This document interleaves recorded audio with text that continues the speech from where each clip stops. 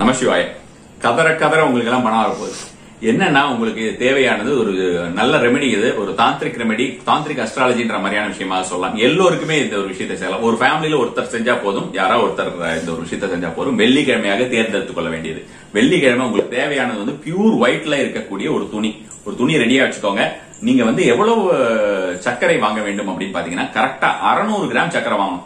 நீங்க வந்து நார்மலா இருக்கக்கூடிய ஒரு டிபார்ட்மெண்ட் ஸ்டோர் எல்லாம் போனீங்கன்னா அந்த மாதிரி 600 கிராம்ஸ் கிடைக்குமான்னு தெரியல. கிடைச்சா வாங்கிக்கோங்க. எங்க 600 கிராம்ஸ் கிடைக்குமோ இது நீங்க புதுசா தான் வாங்கணும். வீட்டுல இருக்கிற 600 கிராம்ஸ் எடுத்துக்கிட்டோமான்னு கேட்காதீங்க. அதுக்கு எடுத்துக்கூடாது. வீட்டுல அன்னைக்கு வெள்ளிக்கிழமை அன்னைக்கு போய் சக்கரை வாங்கணும். 600 கிராம் சக்கரை வாங்கணும். கரெக்டா 600 கிராம் இருக்கணும். அந்த மாதிரியான சக்கரையை வாங்கிட்டு வந்து அவங்கள மெஷர் பண்ணி தர சொல்லி அதை வாங்கிட்டு வந்துட்டு அந்த 600 கிராம் சக்கரை என்ன பண்ணுங்கன்னா ஃபர்ஸ்ட் எடுத்தோன்னே இந்த ஒயிட்டா இருக்கக்கூடிய அந்த கிளாத் இருக்கு இல்லையா, அதுல போடுற மாதிரி கிளாத் வச்சுக்கோங்க. கொஞ்சம் ஓரளவுக்கு அந்த 600 கிராம் சக்கரை வந்து உங்களுக்கு போடுற மாதிரியான ஒரு விஷயமாக அதை வைத்துக் கொள்ளுங்கள்.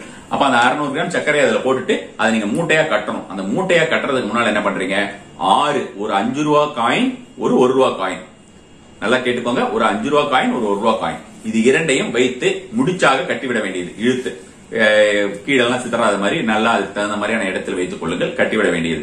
இது வந்து நீங்க வந்து பிஃபோர் 6 o'clock பண்ணிடுறீங்க. வெள்ளிக்கிழமை அன்னைக்கு செய்யறீங்க, பிஃபோர் 6 o'clock செஞ்சிடறீங்க. அதை அப்படியே எடுத்துட்டு போயிட்டு நேரா உங்களோட சுவாமி மாடத்துல வைக்கிறீங்க.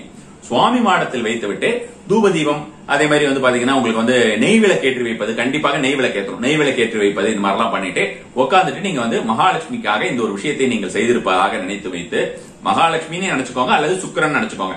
நீங்க எப்படி நினைச்சுக்கிட்டாலும் இரண்டு விஷயம் நினைச்சுக்கிட்டாலும் இது சுக்கிரனுக்காக பண்றதுதான். நீங்க மகாலட்சுமின்னு அவங்களுடைய அதிதேவதையை நினைச்சுக்கிட்டாலும் சரி, இந்திராணி நினைச்சுக்கிட்டாலும் சரி, இந்திரன் நினைத்து கொண்டாலும் சரி, அல்லது நீங்க வந்து இந்த மாதிரி சுக்கிரன்னே டைரக்டா நினைச்சுக்கிட்டாலும் சரி, எப்படி நினைச்சுக்கிட்டாலும் உங்களுக்கு அதுக்கு உண்டான பலன் இருக்கும். ஓம் சுக்கராய நமக மந்திரம் சொல்ல முடிஞ்சதுன்னா அது ஒரு 108 டைம் சொல்லுங்க. ஓம் மகாலட்சுமி நமக மந்திரம் சொல்ல முடிஞ்சதுன்னா ஒரு 108 சொல்லுங்க. இதை வந்து வெள்ளிக்கிழமை ஏதாவது ஒரு மந்த்ல வந்து ஒரு வாரம் ஏதாவது நாள் செஞ்சா போதும். இதை செஞ்சுட்டு நீங்க என்ன பண்ணணும் அப்படின்னு பாத்தீங்கன்னா பேசாம அதை அப்படியே விட்டுற வேண்டியது. ஏதோ எறும்பு வைக்காத மாதிரியான இடத்துல அங்கேயே சுவாமி மாடத்துல ஏதாவது ஒரு இடத்துல வச்சுட்டு நீங்க பாட்டுக்கு விட்டுருங்க. அவ்வளவுதான். அதை வைத்து விட்டு உங்களுக்கு வந்து எல்லா விதத்திலையும் உங்களுடைய சங்கல்பம், மனசங்கல்பம் என்னவாக இருக்க வேண்டும் என்றால் எல்லா விதத்திலையுமே உங்களுக்கு வந்து சகலவித சௌகரியங்களும் வர வேண்டும். கிரக தோஷங்கள் விலக வேண்டும். சுக்கிரன் ரீதியாக உங்களுக்கு ஏதாவது ஒரு பாதிப்புகள் இருந்தால் அந்த பாதிப்புகள் விலக வேண்டும். இதெல்லாம் தாராளமா பண்ணலாம். கடகலகிரந்துக்காரங்க, கும்பலகிரந்துக்காரங்க கண்டிப்பா பண்ணணும். இந்த மாதிரியான விஷயங்கள் பண்றது ராசிக்காரங்களும் தான் பண்றது ரொம்ப நல்லது. சோ இந்த மாதிரியான ஒரு விஷயங்கள் வந்து செய்வது அப்படின்ற மாதிரியான விஷயம் ஈவன் கன்னிராசிக்காரங்க கூட செய்யறது நல்லதுதான். சோ அப்ப அந்த மாதிரியான ஒரு விஷயங்கள்லாம் செய்யறது வந்து பாத்தீங்கன்னா வேண்டுதல் செய்து விட்டு நீங்கள் பாட்டுக்கு உங்க வேலையை பார்க்கலாம். கரெக்டா 15 days விட்டுருங்க. அதாவது நீங்க எந்த வெள்ளிக்கிழமை செய்யறீங்களோ அந்த வெள்ளிக்கிழமையில இருந்து 15 நாள் விட்டுறீங்க. அதுக்கப்புறம் வரக்கூடிய ஒரு தினம், அந்த 15 நாளுக்கு அப்புறம் வரக்கூடிய தினம் வந்து வெள்ளிக்கிழமையா இருக்காது கண்டிப்பா. பட் அப்படி இருந்தாலும் சரி, வெள்ளிக்கிழமை எந்த நாள்லாம் செய்யக்கூடாதுன்னு சொல்றேன். வெள்ளிக்கிழமை செய்யக்கூடாது, ஞாயிற்றுக்கிழமை கண்டிப்பான முறையில் செய்யக்கூடாது, திங்கக்கிழமை செய்யக்கூடாது. வெள்ளிக்கிழமை, ஞாயிற்றுக்கிழமை, திங்கக்கிழமை இந்த 3 நாள்ல செய்யாம இருக்கிறது நல்லது. ஈவன் வியாழக்கிழமை கூட செய்யாம இருக்கிறது நல்லது. 4 நாள் போயிடுது, மீதி 3 நாள் தான் இருக்கு. செவ்வாய்க்கிழமை செய்யலாம், புதன்கிழமை செய்யலாம், சனிக்கிழமை செய்யலாம். செவ்வாய், புதன், சனி இது 3 நாள்லயும் செய்யலாம். என்ன பண்றீங்கன்னா அந்த அப்படியே எடுத்துட்டு போறீங்க. ஈவினிங் டைமா எடுத்துட்டு நேரா வந்து கோயில்களுக்கு, நவகிரகம் இருக்கக்கூடிய கோயில்களுக்கு போறீங்க. அதை அப்படி கையில வச்சுக்கிறீங்க. நவகிரகத்தை வந்து சுத்துறீங்க ஃபுல்லா. முதல்ல எடுத்தோன்னா நீங்க எல்லா சுவாமியும் கும்பிட்டுருவீங்க இல்லையா, அது மாதிரி கும்பிட்டுருங்க. இல்ல உங்களால எல்லா சாமியும் கும்பிட்டுட்டு வந்துட்டு இதை எடுத்துட்டு வரதுன்னா அத்தனையும் தூக்கிட்டு போகணுமே கஷ்டமா இருக்கும் அப்படின்ற மாதிரி தான் நல்ல நல்ல பழங்கால கோயில்களுக்கு அன்னதானம் எல்லாம் போடுறாங்கல்ல, அந்த மாதிரி கோயிலுக்கா போங்க, பெரிய கோயிலுக்கா போங்க. இல்லன்னா சோ அப்ப அந்த மாதிரி கோயிலுக்கு போகும்போது நீங்க வந்து என்ன பண்ணுங்கன்னா முதல்ல எடுத்தோன்னே விநாயகரை பாத்துருங்க. எடுத்தோன்னே போய் நவகிரகத்தை பார்க்க கூடாது. முதல்ல எடுத்தோன்னே விநாயகரை பாருங்க. அதுக்கப்புறம் நேரம் நவகிரக சன்னதிக்கு வந்துருங்க. விநாயகரை பார்த்து நன்றாக தொழுது விடுங்கள். அதுக்கப்புறம் வந்து நவகிரக சன்னதிக்கு வாங்க. அங்க வந்து இந்த மாதிரி கையில வச்சுக்கோங்க. ஒரு 9 முறை வலம் வந்து விடுங்கள். ஓம் சுக்கராய நமக்கு மட்டுமே சொல்லிட்டு வாங்க போறோம். ஒன்னும் தவறு கிடையாது. ஃபுல்லா சொல்லிட்டு வாங்க. 9 தடவை சொல்லிட்டு சுக்கிரன் இருக்கக்கூடிய இடம் இருக்குல்ல, வெள்ளை கலர்லாம் ட்ரெஸ் போட்டிருப்பாரு பாருங்க, இல்லன்னா கீழே எழுதி இருக்கும் சுக்கிரன், அது எங்கன்னு கேட்டுட்டு அவருக்கு முன்னால வச்சிருங்க. அவ்வளவுதான். அவருக்கு முன்னால அந்த இதை வச்சுட்டு நீங்க பாட்டுக்கு வந்துகிட்டே இருக்கலாம் நேரம். இல்ல அங்க வந்து உங்களுக்கு வந்து இவர் இருக்காரு, பிரீஸ்ட் இருக்காருன்னா பிரீஸ்ட் கிட்ட எனக்கு வந்து இது வந்து பரிகாரம்னு சொல்லாதீங்க, இது வந்து ஒரு வேண்டுதல் சொல்லுங்க. இது வேண்டுதல் தான், இதுல பரிகாரமும் கிடையாது. நீங்க ஏதாவது ஒரு குறிப்பிட்ட விஷயத்துக்காக எல்லாம் செய்யறது கிடையாது. பொதுவா நன்மைக்காக தான் செய்யறீங்க. சோ இது ஒரு வேண்டுதல், அதுக்காக வைத்திருக்கேன். இதுல இருக்கிற சுகரை வந்து நீங்க வந்து இதுக்கு யூஸ் பண்ணிக்கோங்க.